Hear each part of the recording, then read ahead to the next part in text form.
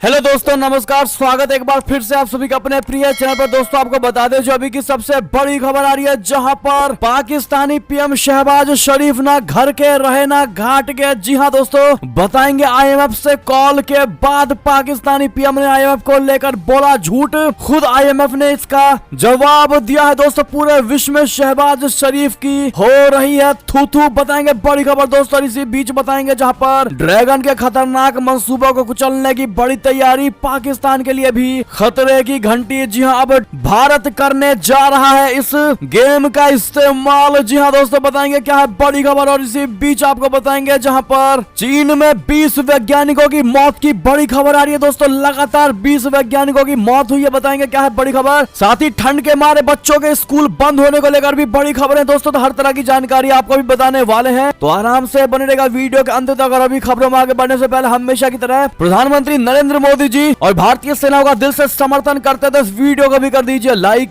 Channel को कर दीजिए सब्सक्राइब, बेल आइकन दबाइए, साथ ही कमेंट बॉक्स में लिख दीजिएगा जय हिंद दोस्तों। तो चलते हैं पहली और सबसे बड़ी खबर की तरफ, जहां पर शहबाज शरीफ ने खुद करा ली पूरी दुनिया के सामने अपनी किरकिरी, हुए शर्मिंदा। जी हां, राहत पैकेज की उम्मीद लगाए पाकिस्तान को आईएमएफ से बड़ा झटका। पीएम शहबाज के दावे का किया खंडन, बताया शहबाज ने बोला झूठ। जी हां दोस्तों, पाकिस्तान दिवालिया होने के कगार पर है, लेकिन अब भी वो अपने बड़बोलेपन और ओछी हरकतों से बाज नहीं आ रहा। अपनी डूबती नैया बचाने के लिए वो जिस अंतरराष्ट्रीय मुद्रा कोष यानी आईएमएफ का मुंह ताक रहा है, उसी के साथ उसने राजनीति करनी शुरू कर दी है। दोस्तों पाकिस्तानी पीएम ने हाल ही में कहा है कि आईएमएफ प्रमुख क्रिस्टलिना जॉर्जिवा ने फोन करके उनसे आर्थिक स्थिति पर बात की, लेकिन अब आईएमएफ की तरफ से कहा गया है कि पाकिस्तान का ये दावा झूठा है। बल्कि खुद पाकिस्तानी पीएम शहबाज शरीफ ने आईएमएफ प्रमुख से फोन पर बातचीत का अनुरोध किया था। जी हां दोस्तों, पाकिस्तानी अखबार द एक्सप्रेस ट्रिब्यून के एक रिपोर्ट के मुताबिक आईएमएफ ने रविवार को कहा कि क्रिस्टलिना जॉर्जिवा और प्रधानमंत्री शहबाज शरीफ के बीच फोन पर बातचीत प्रधानमंत्री शरीफ के अनुरोध पर हुई। आईएमएफ के रेजिडेंट प्रतिनिधि एस्तेरेज पेरेज ने कहा कि फोन पर यह बातचीत पाकिस्तान की खराब स्थिति पर होने वाले जिनेवा अंतर्राष्ट्रीय सम्मेलन पर चर्चा के लिए हुई। कॉल का अनुरोध पाकिस्तानी पीएम शहबाज शरीफ ने ही कहा था कि हमको कॉल कीजिए। शुक्रवार को हजारा इलेक्ट्रिक सप्लाई कंपनी के उद्घाटन समारोह में पीएम शरीफ ने अपने भाषण के दौरान दावा किया था कि आईएमएफ प्रमुख ने उनसे संपर्क किया था। इसके बाद पीएम कार्यालय की तरफ से जारी एक आधिकारिक बयान में कहा गया है कि आईएमएफ प्रमुख ने पीएम शहबाज शरीफ को फोन किया था। साथ ही पीएम ने शुक्रवार को यह भी दावा किया है कि आईएमएफ का एक प्रतिनिधिमंडल यानी कि एक आईएमएफ का डेलीगेशन 2 से 3 दिनों में पाकिस्तान आ जाएगा, जो पाकिस्तान को आपातकालीन लोन की अगली किस्त जारी करने पर समीक्षा वार्ता करेगा। ऐसे में दोस्तों खुद आईएमएफ के एक प्रवक्ता ने तुरंत मीडिया को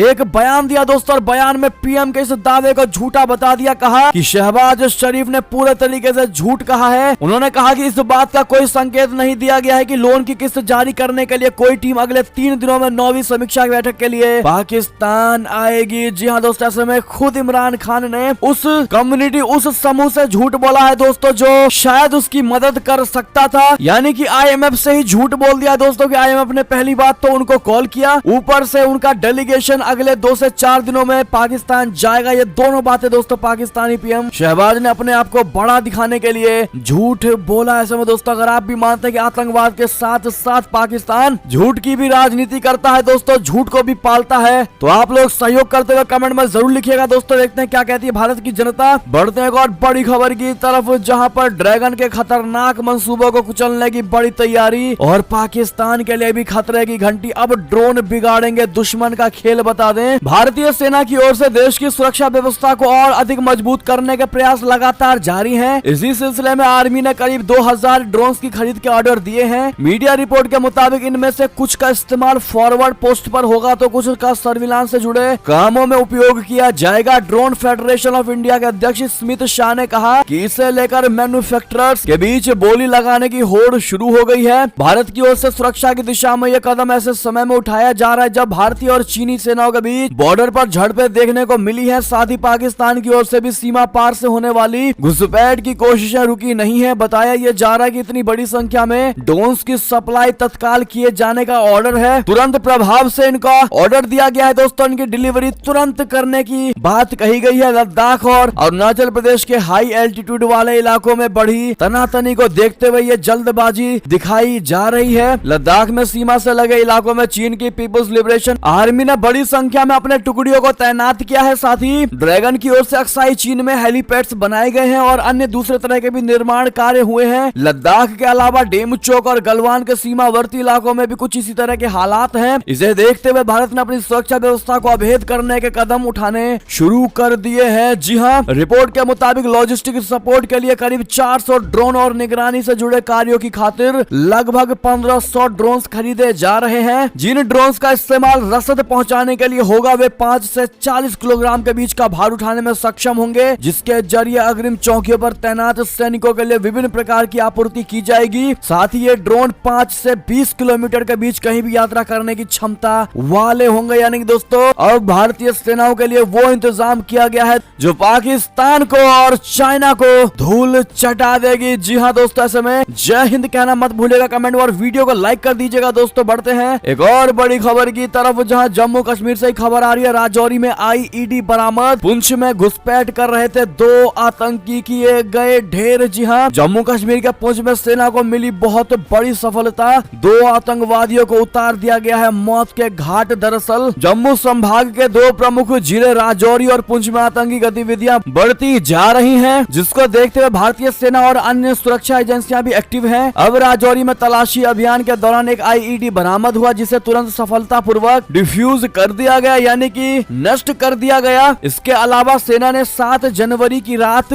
जम्मू और कश्मीर के पुंछ जिले के बालाकोट सेक्टर में घुसपैठ की बड़ी कोशिश को नाकाम कर दिया। इस ऑपरेशन में 2 आतंकवादी भी मारे गए। भारतीय सेना के मुताबिक मारे गए आतंकियों के पास से एक AK-47 राइफल, एक मॉडिफाई AK-56 राइफल, एक चीनी पिस्तौल, 2 चीनी हथगोले और 2 उच्च विस्फोटक आईईडी बरामद हुए हैं। जी हाँ, इस ऑपरेशन को लेकर ब्रिगेडियर P आचार्य ने एक प्रेस कॉन्फ्रेंस की, जिसमें उन्होंने ऑपरेशन से जुड़ी जानकारियों को साझा किया। जी हाँ दोस्तों, ऐसे में इस बड़ी सफलता के लिए अपनी सेना को थैंक यू जरूर कह दीजिएगा दोस्तों। उनके मनोबल को बढ़ाने के लिए मेरा भारत महान जरूर कह दीजिएगा। अगली खबर की बात करते हैं, जहां पर पाकिस्तान में बंदूक लेकर आटा खरीद रहे लोग, भगदड़ में 6 बच्चों के पिता की मौत, हाहाकार के दिखे हालात। जी हाँ, पाकिस्तान में आटे की किल्लत से मची भगदड़ में 1 की मौत, बलूचिस्तान में गेहूं भी हुआ खत्म। बता दें, पाकिस्तान में भीषण खाद्य संकट मच गया और देश के पास सिर्फ 3 हफ्ते तक के लिए ही सामान खरीदने का पैसा बचा है। लिहाजा पाकिस्तान की स्थिति बहुत बुरी हो चुकी है। पाकिस्तान में सब्सिडी पर मिलने वाला आटा खत्म हो चुका है, जिसके बाद सरकार की तरफ से देश भर में कुछ दुकान भी खोल दिए गए हैं, जहां कम कीमत पर आटा बेचा जा रहा है। लेकिन इन दुकानों पर आटा खरीदने के लिए लोगों की लंबी लंबी लाइनें लगी रहती हैं। पाकिस्तान के सिंध प्रांत के मीरपुर खास में एक सरकारी दुकान पर आटे खरीदने को लेकर मची भगदड़ में 6 बच्चों के पिता की मौत हो गई है। बताया जा रहा है कि मृतक की उम्र 45 साल थी और वो कई घंटों से आटा खरीदने के लिए लाइन में लगा हुआ था। पाकिस्तानी मीडिया रिपोर्ट्स के मुताबिक बाजार में सब्सिडी वाले आटे का स्टॉक घटने के बाद पाकिस्तान में आटे की कीमतें अब तक के उच्चतम स्तर पर पहुंच गई हैं। संकट के पीछे का कारण खाद्य विभाग और आटा मिलों के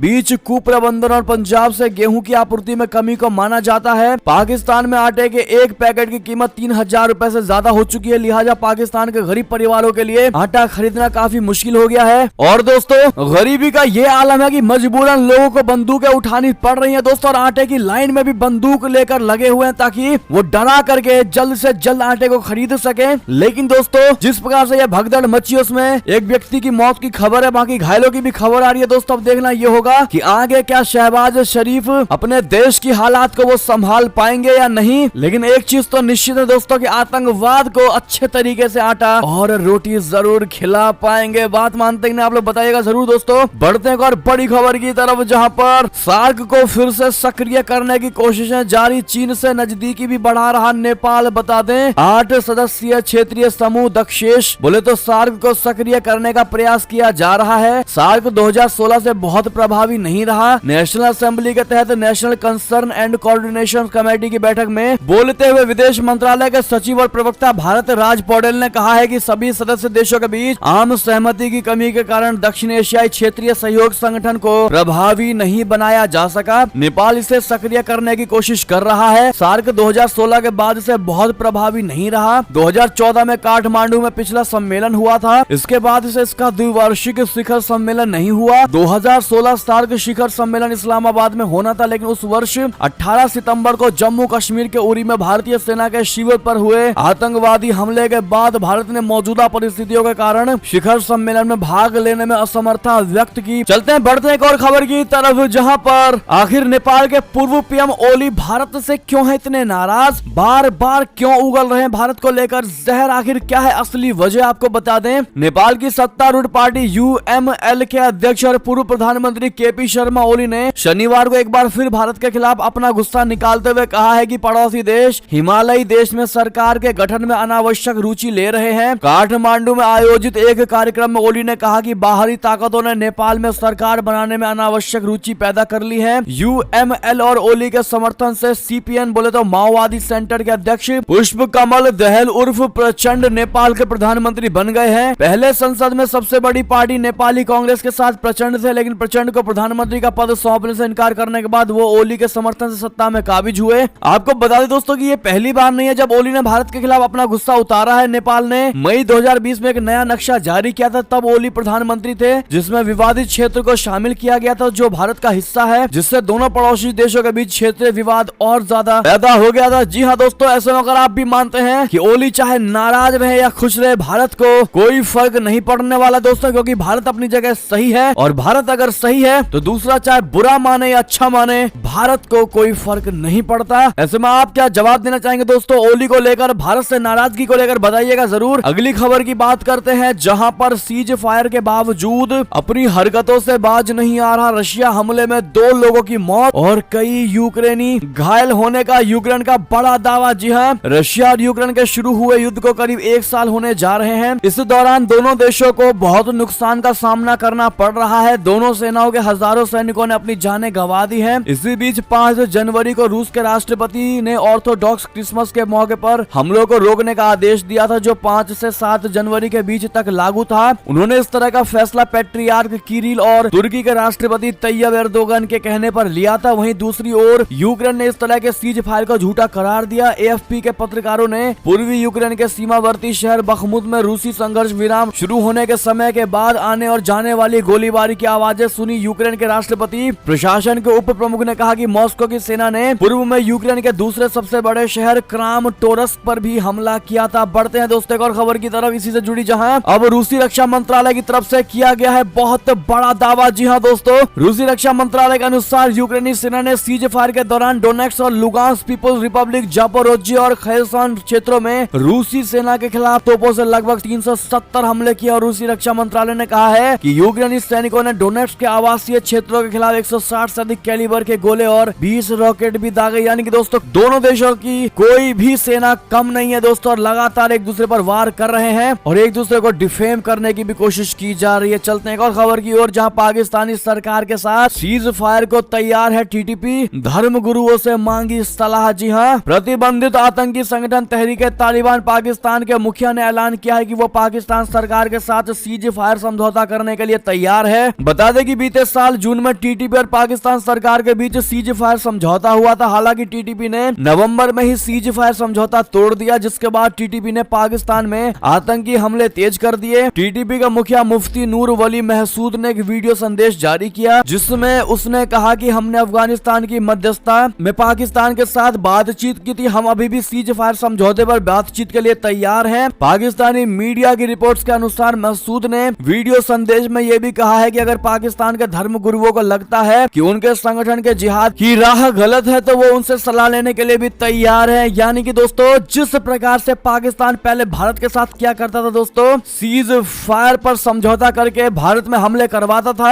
अब ठीक उसी प्रकार से कहते हैं ना कि कर्मा सब कुछ देखता है दोस्तों, और कर्मा एक ना एक दिन जवाब देता है दोस्तों, और वो पाकिस्तान के साथ अब होता नजर आ रहा है। अब टीटीपी बार बार पाकिस्तान के साथ सीज फायर पर राजी हो जा रही है दोस्तों, और तुरंत ही सीज फायर तोड़ करके पाकिस्तान को उड़ाने की कोशिश कर रही है। जी हाँ दोस्तों, बढ़ते हैं अगली खबर की तरफ, जहां उत्तर कोरिया के ड्रोन घुसपैठ से घबराया दक्षिण कोरिया, अब इजराइल से खरीदेगा आसमानी आंख। बता दें, दक्षिण कोरिया अपने कट्टर दुश्मन उत्तर कोरिया कोरिया के खतरनाक इरादों से घबराया हुआ है। उत्तर कोरियाई तानाशाह इन दिनों लगातार मिसाइल टेस्ट में जुड़ा हुआ है। इसके अलावा उन्होंने दक्षिण कोरिया में ड्रोन घुसपैठ भी चालू कर दी। ऐसे में दक्षिण कोरिया ने इजराइल से early warning optical sky spotter system खरीदने पर विचार कर रहा है। इस सिस्टम को उत्तर कोरियाई सीमा पर तैनात किया जाएगा। ये ड्रोन जैसे एरियल ऑब्जेक्ट का पता लगाने और उसे ट्रैक करने में मदद करता है। ये सिस्टम दक्षिण कोरिया के लिए आसमानी आंख साबित होगा, जो उत्तर कोरिया के किसी भी हवाई ऑब्जेक्ट को पता लगा लेगा। बढ़ते हैं अगली खबर की ओर, जहां हिंदुओं को 2 हथियारों का लाइसेंस और सस्ती जमीन J&K में यानी जम्मू और कश्मीर में सुरक्षा समिति बनाना वक्त की मांग। जी हां दोस्तों, आतंकियों के रहनुमाओं को कुचलना होगा। आपको बता दें क्या है ये बड़ी खबर। कश्मीर घाटी में अब सरकार को आत्मरक्षात्मक होने की जगह आक्रामक होने का अवसर आ गया है। सरकार को आगे बढ़कर आतंकियों, उनके आकाओं, हिमायतियों और हमदर्दों की कमर तोड़नी चाहिए। आग में घी डालने वाले, आतंकियों को शह देने वाले महबूबा मुफ्ती जैसे नेताओं, उनका सही स्थान दिखाने का सही समय आ गया है। ऐसे लोगों का सही स्थान भारत की संसद या जम्मू कश्मीर की विधानसभा नहीं बल्कि जेल है। जम्मू कश्मीर में सरकार एवं सुरक्षा बलों द्वारा की जा रही आतंकवाद निरोधक कार्यवाही के बावजूद नए साल की शुरुआत अत्यंत दुखद और दर्दनाक रही। राजौरी जिले के ढांगरी गांव में हुई आतंकवादी घटना में 2 मासूम बच्चों सहित 6 नागरिकों की निर्मम हत्या कर दी गई। इस आतंकी हमले में कई लोग गंभीर रूप से घायल भी हुए। सर्वाधिक परेशान करने वाली बात यह है कि हत्या से पहले मृतकों के आधार कार्ड को देखकर उनकी धार्मिक पहचान सुनिश्चित की गई। इससे स्पष्ट हो जाता है कि हत्याओं का आधार धर्म विशेष के लोगों यानी अल्पसंख्यकों के प्रति घृणा भाव था। यह घटना कश्मीर में की जा रही लक्षित हत्याओं, बोले तो टारगेट किलिंग का ही विस्तार लग रही है। जी हां, कश्मीर घाटी के बाद जम्मू संभाग में इस प्रकार की वारदात को अंजाम देना आतंकियों के बढ़ते दुस्साहस का प्रमाण है। इस घटना ने न सिर्फ हिंदू और सिख समाज में दहशत पैदा कर दिया है, बल्कि सरकार और सुरक्षा एजेंसियों को भी खुली चुनौती दे दी है। ऐसे में जम्मू कश्मीर में लगातार बढ़ती आतंकी घटनाओं के विरोध में कई राजनीतिक दलों और सामाजिक संगठनों ने आगे आकर आतंकवादियों के खिलाफ सख्त कार्रवाई की मांग की है। हालांकि दुर्भाग्यपूर्ण बात यह है कि महबूबा मुफ्ती इस घटना को भाजपा की सांप्रदायिक राजनीति से जोड़कर आतंक और आतंकवादियों को क्लीन चिट दे रही है। जी हां दोस्तों, महबूबा मुफ्ती नजरबंदी से बाहर आने के बाद से लगातार केंद्र सरकार और सुरक्षा एजेंसियों पर हल्ला बोल रही है। आतंकियों और अलगाववादियों की सबसे बड़ी हिमायती और हमदर्द महबूबा स्थानीय समाज को भड़काने और विभाजित करने का कोई भी अवसर हाथ से नहीं जाने देती। ऐसे में दोस्तों अब सही समय आ गया है इस प्रकार के आतंकवादियों और इन प्रकार के नेताओं को इनके सही जगह पहुंचाने का, यानी कि दोस्तों जेल कह सकते हैं आप लोग। इस पर आपकी जो भी निजी राय हो बताइएगा जरूर। लेकिन दोस्तों महबूबा मुफ्ती ने हमारे भारतीय सेनाओं को कभी भी क्रेडिट देने का कार्य नहीं किया है दोस्तों, उनके कार्यों को अच्छा बताने की कोशिश नहीं की है। इस पर आप क्या कहना चाहेंगे, अपनी राय अवश्य दीजिएगा। बात करते हैं, बढ़ते हैं और बड़ी खबर की तरफ, जहां पर गुयाना सूरीनाम के राष्ट्रपति प्रवासी दिवस सम्मेलन में भाग लेने को पहुंचे भारत। प्रधानमंत्री मोदी जी से हो रही मुलाकात। जी हां, गुयाना और सूरीनाम के राष्ट्रपति रविवार से इंदौर में शुरू हो रहे 17वें प्रवासी दिवस सम्मेलन में भाग लेने के लिए भारत पहुंचे। गुयाना के राष्ट्रपति मोहम्मद इरफान अली, जो देश की 7 दिवसीय यात्रा पर हैं, भारत के सबसे बड़े प्रवासी सम्मेलन में मुख्य अतिथि हैं और प्रवासी भारतीय सम्मान पुरस्कार के प्राप्तकर्ता भी। सूरीनाम के राष्ट्रपति चंद्रिका प्रसाद संतोखी के इंदौर आगमन पर मध्य प्रदेश के गृह मंत्री नरोत्तम मिश्रा, जल संसाधन मंत्री तुलसी सिलावट और अन्य अधिकारियों ने उनका स्वागत किया। संतोखी प्रवासी सम्मेलन में विशिष्ट अतिथि हैं। जी हां दोस्तों, एक और खबर की बात करें जहां पर ऋषि सुनक के लिए बैड न्यूज है। ब्रिटिश प्रधानमंत्री समेत 15 मंत्रियों पर 2024 आम चुनाव में हार का है खतरा। जी हां, ब्रिटेन के प्रधानमंत्री ऋषि सुनक और उनके 15 कैबिनेट मंत्रियों के ऊपर 2024 के आम चुनावों में हार का खतरा मंडरा रहा है। एक ब्रिटिश अखबार ने इस बारे में एक रिपोर्ट प्रकाशित की है। सुनक के अलावा जिन मंत्रियों के ऊपर हार का खतरा मंडरा रहा है, उनके नाम भी सोशल मीडिया में काफी ज्यादा वायरल हो रहे हैं। दोस्तों ये आंकड़ा 2024 के आम चुनावों को लेकर Focaldata polling for Best of Britain की तरफ से जारी किया गया है। जी हां दोस्तों, साल 2024 में ब्रिटेन में होने वाले आम चुनाव में ऋषि सुनक के मात्र 5 कैबिनेट मंत्रियों के जीतने की संभावना बताई गई है। जिन कैबिनेट मंत्रियों की जीत के आसार जताए गए हैं, उनके नाम Jeremy Hunt, Suella Braverman, Michael gov, Nadeem जवाबी और केमी बेडनोस हैं। इस पोल में यह भी बताया गया है कि राब के अलावा कैबिनेट में शामिल विभिन्न टोरी सांसदों पर लेबर पार्टी के हाथों अपनी सीट गंवाने का भी खतरा है। बढ़ते हैं एक और खबर की तरफ दोस्तों, जहां पर दुनिया के सबसे लंबे रिवर क्रूज को 13 जनवरी को हरी झंडी दिखाएंगे प्रधानमंत्री नरेंद्र मोदी जी। 32 किलोमीटर का सफर करेगा तय। जी हां, प्रधानमंत्री नरेंद्र मोदी जी शुक्रवार को वाराणसी में दुनिया के सबसे लंबे रिवर क्रूज को हरी झंडी दिखाकर रवाना करेंगे। एक आधिकारिक बयान के मुताबिक नदी में चलने वाला क्रूज जहाज MV एमवी गंगा विलास शुक्रवार को वाराणसी से अपने पहले सफर पर रवाना होगा। इस दौरान वो 3200 किलोमीटर से अधिक लंबा सफर तय करेगा। ये क्रूज भारत एवं बांग्लादेश से गुजरने वाली 27 नदी प्रणालियों के रास्ते अपनी मंजिल पर पहुंचेगा। तो दोस्तों कमेंट में जय श्री राम आप लोग लिखना मत भूलिएगा। बढ़ते हैं एक और खबर की ओर, जहां पर चीन में पुलिस को दौड़ा दौड़ा कर क्यों पीट रही है। चीन के लोग नाराज है, भीड़ लोगों का दर्द जान आपको भी आएगा गुस्सा। बता दें चीन में कोरोना महामारी में लागू की गई कठोर पाबंदियों को खत्म कर दिया गया है। इसी के साथ चीन ने अपनी सीमाएं सभी लोगों के लिए खोल दी है। पूरे देश में भी लोग एक जगह से दूसरी जगह आसानी से आ जा सकते हैं। इतना ही नहीं, महामारी के दौरान जबरन कैद किए गए लोगों के भी रिहाई के आदेश दे दिए गए हैं। इसी बीच चीन के चोंग किंग में पुलिस और प्रदर्शनकारियों की भिड़ंत का एक वीडियो तेजी से वायरल हो रहा है। इस वीडियो में गुस्साई भीड़ रात के वक्त सड़क पर पुलिस कर्मियों की पिटाई करती नजर आ रही है। पुलिस कर्मी इन लोगों से बचने के लिए पीछे हटते हुए ढाल की आड़ लेते हुए दिखाई दिए हैं। इस घटना में कई श्रमिकों, पुलिस कर्मियों और दूसरे लोगों को गंभीर चोटें भी लगी हैं। ऐसे में सबसे बड़ा सवाल अब आपके मन में यही होगा कि आखिर भीड़ ने क्यों की पुलिस की पिटाई। दरअसल इस दिन चोंग किंग दादुआ झोंग युयान हुईजी फार्मास्यूटिकल फैक्ट्री ने कर्मचारियों के साथ बातचीत किए बिना 10,000 से अधिक श्रमिकों को काम से निकाल दिया। फैक्ट्री ने श्रमिकों को बताया कि उनका बकाया वेतन भुगतान नहीं किया जाएगा, जिसके बाद दोस्तों लोगों में आग फैल गई और इस प्रकार से उन्होंने पुलिस कर्मियों को पीटना शुरू कर दिया। साथ ही आपको बता दें चीन में कोरोना प्रतिबंध हटाने के बाद 20 वैज्ञानिकों की मौत की सबसे बड़ी खबर है। दोस्तों चीन में कोरोना वायरस महामारी से प्रतिबंध हटाने के 1 महीने के भीतर चाइनीज एकेडमी ऑफ इंजीनियरिंग के कम से कम 20 प्रमुख इंजीनियरों की और वैज्ञानिकों की मौत हुई है। चीन की मीडिया ने यह रिपोर्ट जारी करके बहुत बड़ी जानकारी दी और पूरे विश्व को चौंका दिया है। जी हाँ, चीन की मीडिया रिपोर्ट के अनुसार चाइनीज एकेडमी ऑफ इंजीनियरिंग देश के प्रमुख शैक्षणिक संस्थानों और सबसे प्रतिष्ठित इंजीनियरिंग स्कूल में से एक है। इसके 900 से अधिक सदस्य हैं जिन्होंने चीन के करीब सभी मेगा प्रोजेक्ट्स में भाग लिया है। इसमें दुनिया का सबसे बड़ा 3 गोर्जेस पन बिजली बांध, हाई स्पीड रेल नेटवर्क और तियांग योंग अंतरिक्ष स्टेशन शामिल है। बढ़ते हैं दोस्तों एक और बड़ी खबर की तरफ, जहां पर आयुष्मान कार्ड बनवा सकते हैं या नहीं, घर बैठे मिनटों में करें पता, मिलता है 5 लाख का मुफ्त इलाज। जी हाँ, गरीब जरूरतमंदों की मदद के लिए केंद्र और राज्य सरकार द्वारा कई योजनाएं चलाई जा रही हैं। इन्हीं में से एक है आयुष्मान भारत योजना, जिसे अब आयुष्मान भारत प्रधानमंत्री जन आरोग्य योजना मुख्यमंत्री योजना के नाम से जाना जाता है। योजना के जरिए पात्रों के आयुष्मान कार्ड बनाए जाते हैं, जिसके जरिए वो चयनित अस्पतालों में 5 लाख रुपए तक का मुफ्त में इलाज करवा सकते हैं। योजना का लाभ दोस्तों आपको मिलेगा या नहीं, इसके लिए आपको पात्रता जाननी होगी, एलिजिबिलिटी जानना होगा। दोस्तों इसको जानने के लिए दोस्तों हमने स्क्रीन पर जानकारी दे दिया है। अगर आप इन